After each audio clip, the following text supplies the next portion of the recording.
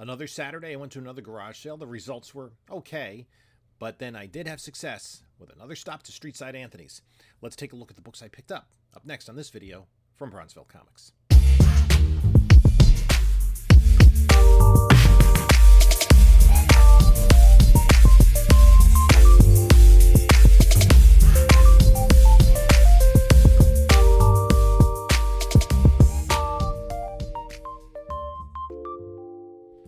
Hello, panelologists. This is Jim from Bronzeville Comics coming to you with another video. Before we get started, please like, comment, subscribe.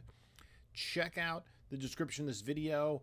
Have links to my Instagram, whatnot, eBay store, email. So I did a little yard sale hunting. So it was a really hot Saturday, and I was kind of torn between going to the flea market and going to yard sales. So I had one yard sale scoped out, and I thought it might be better than it actually was, because it was similar to one I had gone to recently. I thought it was the same town, but it was just proximal, that I had good success at. So I went and basically had a pile of comics amidst the other stuff. And then I asked, he says $2 to $5 depending on the book. I'm like, okay. So I don't know if folks got there before me. There wasn't anything like great there. So I did pick up some books that, have a little bit of value. I got some Transformers books. And of course, Transformers and G.I. Joe, hot property lately. Early ones, 6. Some of these early ones have key significance. I think that was the first cameo of the Dinobots. Number 9 and number 5. These are all kind of mid-grade plus, maybe. There aren't really 9, 8 contenders in here. And this is number 4, when they still had it planned to be a limited series. So there was also, in the same vein, there was some G.I. Joe. And again, I'm not really knowledgeable on G.I. Joe and Transformers. But I do know that, all these have like subtle key issue status. And I figured I just grabbed them for the price of G.I. Joe Special Missions. That was it. I do know Bongo. I don't know. Do I have this Krusty Comics? That's something I had forgotten to check if that was in my personal collection. Because I know I have a good run of Simpsons comics in my personal collection. The problem is that I'm missing an occasional issue. And the Simpsons books do have some value. I'm pretty sure I have the Krusty run. Do I not? I'm actually looking at my database right now. Krusty Comics 1 through 3. Yep, I have all of them. So, there are people who do collect. And I think the Simpsons comics have been increasing in interest a little bit. Teenage Mutant Ninja Turtles from the original run. This is issue number, 25? So, there's certainly a fan base for that. Try not to pass up Amazing Spider-Man. This is just pre-McFarlane. And then the final book I got was probably the best of the bunch, which is Jason Goes to Hell, The Final Friday. First appearance of Jason Voorhees from Friday the 13th in comics. This came polybagged with trading cards. Originally, this book that I picked up was not polybagged, nor did it have trading cards. So it's just the book. I'm not sure what the value differential is there. It's interesting because much like X-Force 1, if you got it slab, the cards don't come with it, but that one has value by just only when it really, any decent value when it's the Deadpool trading card.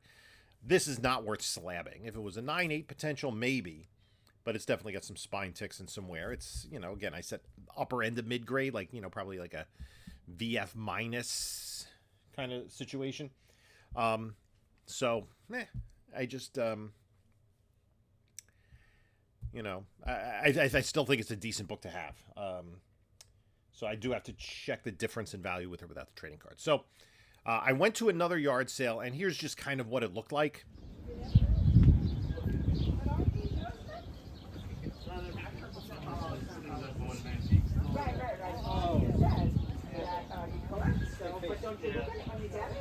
I do. Asked, no comics, because I was kind of charting I didn't find many other. When I was looking at different online sources, I wasn't finding other yard sales that listed comics. But I said, okay, if there are any yard sales kind of en route home, let me hit them up and then see if they happen to have comics. So it wasn't really that far out of the way. So I bypassed that one and then said, you know what, let's go to Streetside Anthony's because I know he's going to have comic books. And sure enough, he did. And as I've said before, this is kind of, it's a social outlet. You see people, it's kind of, a lot of the same people there quite often. And, you start talking about, comics and movies and all sorts of other stuff. So Streetside had put away for me and he goes, I think you have the full run, but do you have the full run in newsstand? So this is not the full run, but it's close to it, of NFL Super Pro, which has just kind of become one of those running jokes. I had started to pick these up after I saw the Comic Tropes episode on it, which it's of Super Pro #1, which guest starred Spider-Man. So it's just kind of a hilarious little book. So yeah, not one of Marvel's more long-lasting ventures that they did of collaboration with the NFL. Then I dug through the dollar bins. And what did I get in the dollar bins? I did grab a couple of issues of Champions. Numbers 4 and 5, or 3 and 4. Unfortunately, issue 3 is missing the Marvel Value Stamp. Issue 4 has it. And then this was good because it was a Flash that I needed. I'm low-key, very low-key, working on my Flash run. More or less, if I see the books, if I buy a collection that has Flash, I'll pull aside books that I don't have. And I'm kind of looking for, in decent shape, the Silver Age keys. But those tend to get more expensive, especially you're talking about, a lot of the first appearances and the first Earth 2, first Reverse Flash and Gorilla Grodd. All of those are pretty expensive. This is the first Cosmic Ghost Rider, but this is a little bit beat up. This one wasn't bad. This is the part 2 of the first Punisher Wolverine meeting in Punisher World Journal 7. And then in a run of Hellblazer. And I stopped collecting Hellblazer about halfway through. I think with issue 140, 160, something like that. But I was missing like just 3 random issues, so I picked up a couple of them just to kind of fill in. These were in pretty nice shape. So, yeah, those are just going to fill in the holes in the run. And then at some point, maybe I'll work on the rest of the run. And then I started digging through, and I found some comic books that I wanted. Some have key significance. But they all kind of have key significance, I believe. And, Streetside always gives great deals. Adventure Comics 467. This is the first appearance of this Starman. DC has lots of Starmen. There's the original Ted Knight. There was the Blue Alien that was in first issue special, Michael. There's this guy. There's the one that was in that Tom Lyle series in the 80s. And then there was the James Robinson Starman series that was the grandson of Ted Knight, the original Starman. And then there's Starman, who is the 30th Century Legion of Superheroes star boy who comes back in time, and he's like schizophrenic, and he's now an adult, so he's Starman. Lots of Starmen. Anyway, this is the first appearance of Prince Gravin. I've been just picking this book up. I don't know if they're ever going to use him, but what the heck. And then this is a nice little key, X-Men 173. This is where Rogue joins the X-Men. Also a nice cover. And then I was picking up some books that have, I think, slab potential. X-Men 193, this is the first in-continuity appearance of Firestar. This might need a little bit of a press. It does have a little bit of an indent. I don't know if it'll come out in the holofoil. Just like I don't know, someone was sitting on it or something. Other than that, it doesn't really have spine ticks, which don't come out because it's a cardstock cover and it's a very thick cover. First cameo appearance or preview appearance of Spider-Man 2099. Secret Wars 2, first appearance of Quake. Are we going to get her to come back? Daisy from the Agents of S.H.I.E.L.D. series. And then I did pick up, these aren't really slab candies, but these are late G.I. Joe 146 and 147 newsstands. To get these late issues of G.I. Joe are very difficult, and newsstand even more so. Then this is minty, minty, minty. This is Star Slayer #2, and it's a Mike Grell series, but the backup feature is the first appearance of the Rocketeer, who was created by Dave Stevens, and the back cover has Dave Stevens' Rocketeer. So obviously, Dave Stevens has exploded in popularity after the documentary that's available on Prime Video, Dave Stevens Drawn to Perfection. His Good Girl art draws more of a premium than his other art, but I think in the general population, he's better known for The Rocketeer because that was a major motion picture, and I think they're rebooting it. But this is definitely a 9/8 contender. So this will be submitted, and do a nice clean and press on it.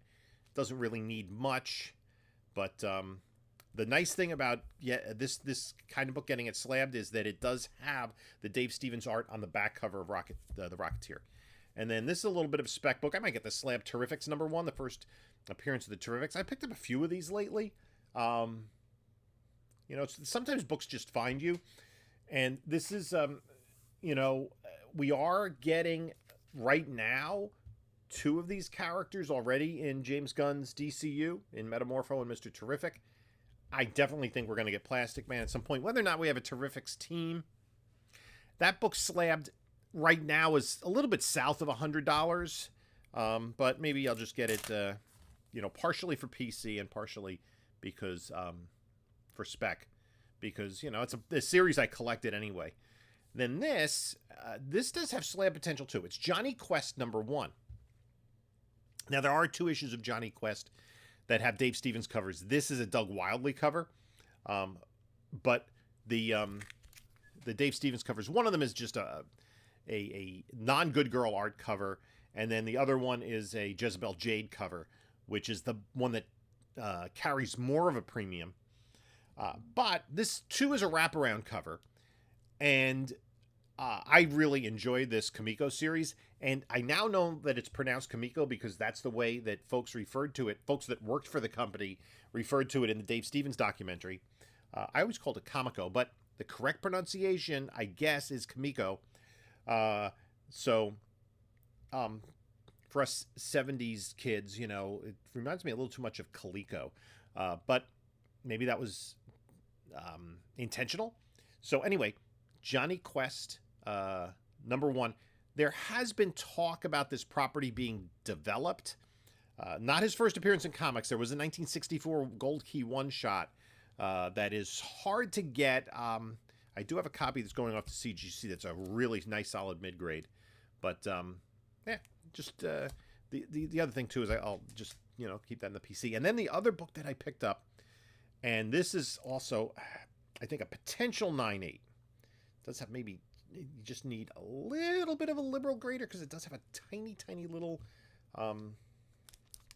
maybe softness or slight blunting in the bottom corner there. But this is Sentry #1, the first appearance of Sentry. And this book went wild on spec lists when it was announced that Sentry was going to be played by Stephen Yeun in the Thunderbolts movie, but Stephen Yeun then dropped out. He was actually outed by Robert Kirkman as appearing in the movie before Marvel announced it. Anyway, this is the San Diego Comic-Con exclusive. So that's a pretty cool book, minty. This also will go in the clean and press pile. So actually I have, and I was kind of hunting that, from the Streetside books, 1, 2, 3, 4, 5, 6, 7 books that I'm going to potentially submit to CGC. The